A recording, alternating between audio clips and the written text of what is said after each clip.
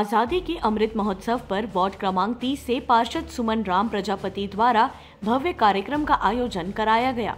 इस कार्यक्रम में वार्ड के सभी सम्मानित नागरिक उपस्थित हुए।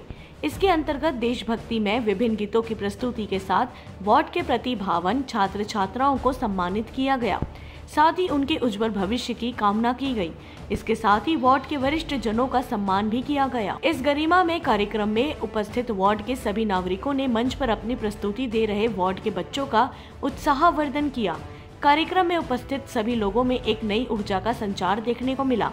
साथ ही भाईचारे एवं प्रेम बंधुत्व के साथ एकजुट होकर कार्यक्रम को सफल बनाया गया। आजादी के 75वें वर्षगांठ व कार्यक्रम को लेकर वार्ड के पार्षद सुमन प्रजापति ने क्या कुछ कहा, आइए देखते हैं। आज़ादी के अमृत महोत्सव में हम सभी ने आज यहाँ पर वार्ड के जो बच्चे 80% से अधिक अंक लाए हैं उनका सम्मान कर रहे हैं। साथ ही साथ उन लोगों का सम्मान कर रहे हैं वार्ड के वरिष्ठ जनों का, जिनकी वार्ड में विशेष उपलब्धियाँ रही है। वार्ड में काफ़ी समय से जागरूकता के तहत लोगों के बीच में जुड़े हुए हैं, उन वरिष्ठ जनों का भी सम्मान है।